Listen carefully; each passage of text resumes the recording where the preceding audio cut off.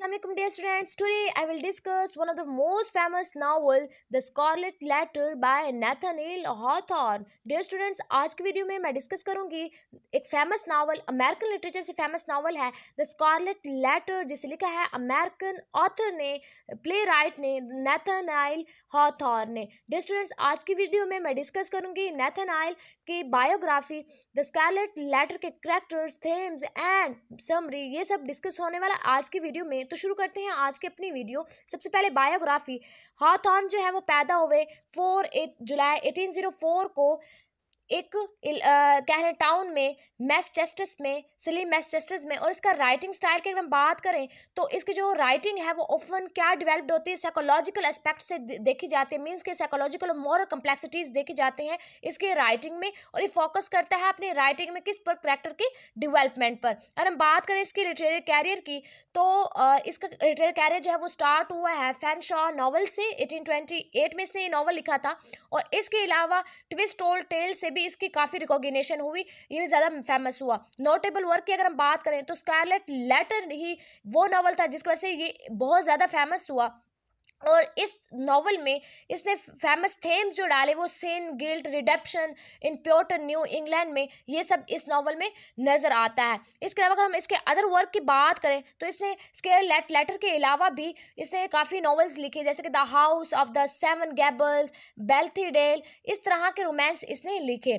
और ओवरऑल ये अपने वर्क में कौन से थीम रखता था, हॉथॉर्न जो है वो morality, fate, legacy of as a Puritan ancestor, इस तरह के थीम्स अपने वर्क में ये रखता था. इसके अलावा अगर हम डेथ की बात करें तो हॉथॉर्न जो है वो मई 1864 को जो है वो इसकी डेथ हो गई थी न्यू हैम्पशायर में. तो डियर स्टूडेंट्स, ये थी शॉर्ट सी बायोग्राफी. अब हम डिस्कस करते हैं इस नॉवल के मेन कैरेक्टर्स को. तो फर्स्ट कैरेक्टर हमारे पास है हेस्टर, जो कि प्रोटोगोनिस्ट हैं, और इसने इलिजिमेट चाइल्ड को बर्थ दिया है, यानी किसी और के साथ रिलेशन से इसने जो है चाइल्ड इसकी पैदा हुई है, जिसकी वजह से इसको सजा दी जा रही है, और पूरा नॉवल इसी पर बेस्ड है. इसके अलावा पर्ल, ये हेस्टर की जो है वो बेटी हैं, वही इलिजिमेट चाइल्ड हैं ये. इसके अलावा रॉगर चिलिंगवॉर्थ, ये जो है हेस्टर के हस्बैंड हैं. आर्थर डिम्सडेल जो है ये हेस्टर के लवर हैं. और रॉगर चिलिंगवॉर्थ जो है ये बाद में जब अमेरिका आते हैं तो ये फेमस हो जाते हैं एज अ फिजिशियंस, मीन्स कि ये डॉक्टर टाइप बन जाते हैं. और आर्थर डिम्सडेल, और इसके अलावा गवर्नर बेलिंगम, ये वहाँ का गवर्नर था, उसी इलाके का गवर्नर था जहाँ पर ये लोग रह रहे हैं. इसके अलावा जॉन विल्सन थे, ये कौन थे, ये सीनियर मिनिस्टर, उस कॉलोनी के सीनियर मिनिस्टर थे. मिस्ट्रेस ये बेलिंगम की सिस्टर थी. तो ये है मेन कैरेक्टर. अब हम डिस्कस करते हैं इसकी समरी. इसकी समरी बेसिकली स्टार्ट कहाँ से होती है कि एक जेल के बाहर बहुत ज़्यादा लोग खड़े हैं, और वहाँ पर लोग जो है किसी के बाहर आने का वेट कर रहे हैं. अब वो बाहर जेल से आता कौन है, हेस्टर आती हैं बाहर. अब ये इसने अपनी बेटी भी उठाई हुई है और ये बाहर आ रही है, और इसको ए सैम्बल जो है वो पहनाया गया है. अब ये क्यों पहनाया गया, क्योंकि इसने एक सिन किया है, वो क्या कि इलिजिमेट चाइल्ड को इसने बर्थ दी है. इस वजह से इसको जेल में भी डाला गया और इसे सजा भी दी गई. इसे एक चबूतरे पर लाया गया और वहाँ पर इसको पनिश किया गया. मीन्स कि वहाँ पर इसलिए पनिश इसको किया जाता ताकि जो है इसे सबक मिले, एक इसे शेम फील हो, सब लोगों को पता चले इसके बारे में एटसेट्रा. सो वहाँ पर हजूम में जो है एक दाढ़ी वाला बंदा था जो बाहर आता है और पूछता है कि इसको क्यों सजा दी गई और इसको क्यों इस हजूम में लाया गया, इन लोगों के सामने खड़ा किया गया. तो लोग उसे बताते हैं कि इसने जो है एक सिन कमिट किया है कि इसने एक इलिजिमेट चाइल्ड को बर्थ दी है, इस वजह इसको ये है सजा दी गई. इसके बाद ये जो दाढ़ी वाला बंदा था, इसने क्या कहा कि इसके लवर को भी ला के जो है सजा दी जाए, उसको कत्ल कर दिया जाए. अब डियर स्टूडेंट्स, वो जो बंदा था या जो वो इसके बारे में कह रहा था कि इसके लवर को भी सजा मिलनी चाहिए, इसे भी सजा मिलनी चाहिए, तो वो कौन था, चिलिंगवॉर्थ था. मीन्स के हेस्टर का हस्बैंड. हेस्टर इसको पहचान लेती है और वो कुछ कहना चाह रही होती है, लेकिन चिलिंगवॉर्थ जो है वो अपने लिप्स पर जो है वो फिंगर रख देता है और कहता है खामोश, जो आपने किसी को कुछ भी नहीं बताना कि मैं आपका हस्बैंड हूँ. इस चिलिंगवॉर्थ जो है वो यहाँ पर जो है आया है, यानी पहले ये कहीं और ये लोग रहते थे, ये अमेरिका इसको भेज दिया गया, किसको, हेस्टर को, और ये किसी वजह से अमेरिका नहीं आ पाया था. तो इस वजह से ये अब अमेरिका आया तो इसकी दाढ़ी वगैरह, इसका स्ट्रक्चर जो है टोटली चेंज हो गया, मतलब ये दाढ़ी वगैरह, उसने अपना नेम भी चेंज कर लिया है। किसने? चिलिंगवॉर्थ ने। अब चिलिंगवॉर्थ नेम से यहाँ पर ये फेमस हो गया। सो ये फिजिशियन बन गया, मतलब कि इसे हाउ नाउ हो गई पेशेंट्स के इलाज करने के लिए एटसेट्रा, इस तरीके से यानी एक डॉक्टर टाइप ये बन गया था। इसके बाद स्टोरी आगे मूव करती है।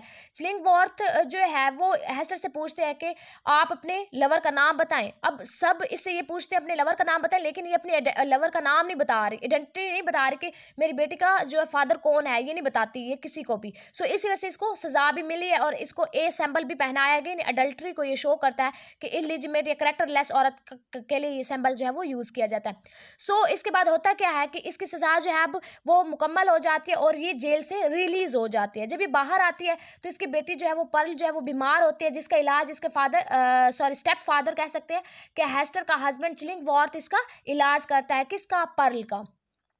उसके बाद क्या होता है कि इसको बुलाया जाता है। हेस्टर पैरनी जो है उसको गवर्नर बुलाता है, गवर्नर बेलिगम उसको बुलाता है और कहता है कि आपकी बेटी अब बड़ी हो रही है, पर्ल बड़ी हो रही है, आपकी और आपकी बेटी, आप दोनों इकट्ठे नहीं रह सकते, आप दोनों को जुदा करना होगा, क्योंकि आपकी बेटी भी आपकी तरह बड़े होकर बन जाएगी, जैसे आप हैं करेक्टलेस वैसे वो बन जाएगी, इसलिए आप दोनों को जो है वो अलग किया जाएगा। ये बड़ा रोती है हेस्टर और गिड़गिड़ाती है उनके सामने कि नहीं, हमें जो है अलग ना किया जाए, मुझसे मेरी बेटी जो है वो ना खींची जाए, अलग ना की जाए। तो इसके बाद ये हेस्टर जो है वो बात करती है किससे? आर्थर से, और आर्थर को कहती है कि आप जो है वो गवर्नर से बात करें, उन्हें समझाएं कि हमारी बेटी को मुझसे अलग ना किया जाए। अब डियर स्टूडेंट्स, जो आर्थर है ये कौन है? ये बेसिकली हेस्टर के लवर हैं, यानी पर्ल के ये फादर हैं। इसके बाद जो है इसके कहने पर, आर्थर के कहने पर रोगर जो है वो इसके कहने पर जो गवर्नर जो है वो बात मान लेते हैं और इन माँ बेटियों को अलग नहीं करते और ये आप माँ बेटियां जो है वो इकट्ठे रहेंगी। इसके बाद अब रोगर चिलिंगवॉर्थ इसको शक हो जाता है कि आर्थर इतना साइड क्यों ले रहा है हेस्टर का। वहां इसी फैसले में चिलिंगवॉर्थ भी वहां पर मौजूद था, तो इसे बड़ा इस पे शक भी होने लगता है थोड़ा थोड़ा, लेकिन इसे यकीन नहीं है कि यही वो बंदा है, यही वो इसका लवर है, हेस्टर का लवर है। होता क्या है कि आर्थर जो है वो थोड़ा बहुत बीमार हो जाता है, इसको कुछ होने लगता है, तो आर्थर को सब सजेस्ट करते हैं कि आप ना चिलिंगवॉर्थ से अपना इलाज कराएं। ये ऐसे ही मान लेता है बात, और इसका इलाज है वो किसके पास हो रहा है? चिलिंगवॉर्थ इसका इलाज कर रहा है। इलाज करते दौरान ये काफ़ी इससे पूछने की कोशिश करता है कि आप बताएं, आपने कोई ऐसा गुनाह किया है जिससे आपकी डिजीज़ का पता नहीं चल रहा मुझे, ठीक है, इन काफ़ी दिन हो गए लेकिन इसकी डिजीज़ का पता नहीं चल रहा था, किसी बीमारी क्या है, किसको?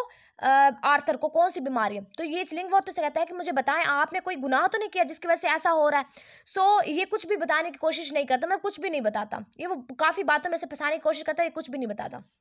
फिर एक दफ़ा ऐसा हुआ कि आर्थर जो है वो गहरी नींद सो जाता है, तो ये उसकी शर्ट उतार के देखता है कि उसके ब्रेस्ट पर ए बना हुआ है, जैसे कि हेस्टर का ए था, उसने लॉकेट पहना हुआ था ए का, तो सेम जो है इसने ए अपने ब्रेस्ट पर खुद ही बनवाया था, क्योंकि ये अपने आप को भी वो सज़ा देना चाहता था जो कि हेस्टर झेल रही है, यानी ये दोनों का गुनाह जो है वो बराबर है। ये यही समझता था कि मेरा और हेस्टर का गुनाह बराबर है, हम सज़ा भी हम दोनों को इकट्ठे मिलनी चाहिए और बराबर की मिलनी चाहिए। तो इसने भी अपने ब्रेस्ट पर ए बना दिया था और अपने आप को कोड़े वगैरह भी मारा करता था।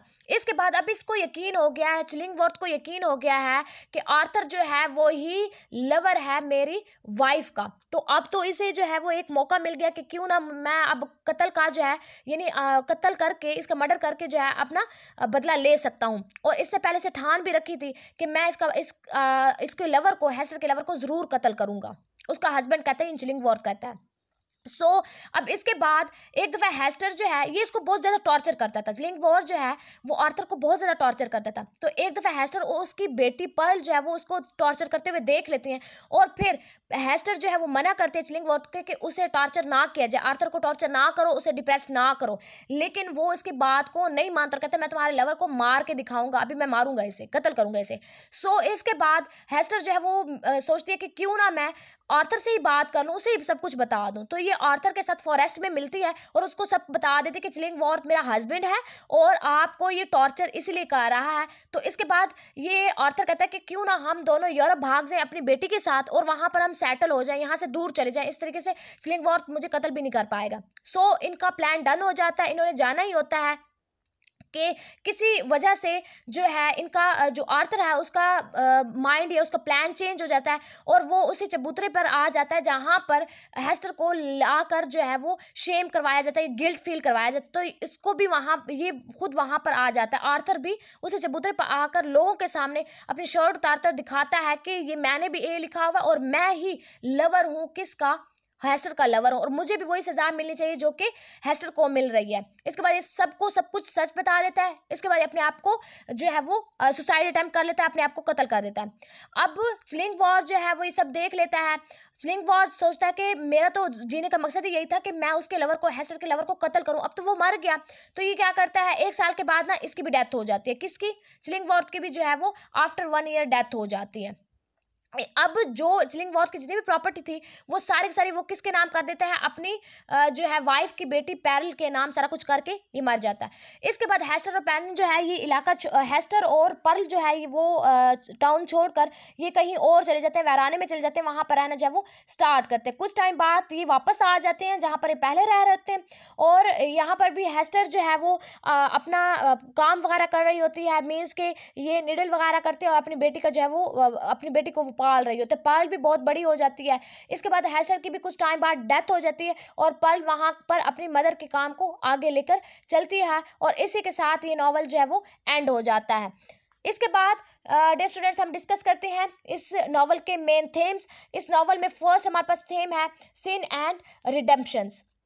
हमें इस थीम से क्या, ये पूरा का पूरा नॉवल जो है वो बेस्ड ही सिन और रिडेम्पशन पे है। यानी यहाँ पर सिन गुनाह को दिखाया गया है। वो गुनाह किसने किया था, किसने कमिट किया था, वो हेस्टर ने कमिट किया था कि इलिजिमेट चाइल्ड को जो है वो इसने बर्थ दी।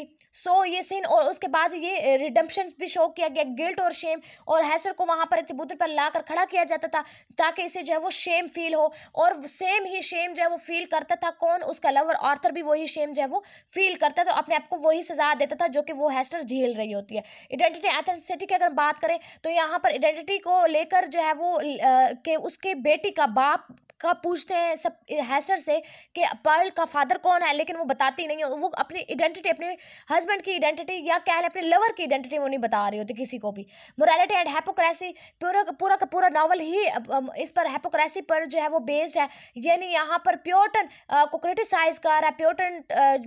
प्योटन जो थे, उनको इंग्लैंड के जो प्योटन थे उसको क्रिटिसाइज किया गया है। यहाँ पर हमारा जो राइटर है वो क्रिटिसाइज कर रहा है, हिपोक्रेसी दिखा रहा है लोगों की। यहाँ पर फेट एंड फ्री विल का अहम किरदार दिखाया गया है इस नॉवल में। तो डियर स्टूडेंट्स ये थे मेन थीम, समरी और कैरेक्टर्स। आई होप आप लोगों को ये सब क्लियर हो गया होगा। Thank you for watching my video. Allah Hafiz.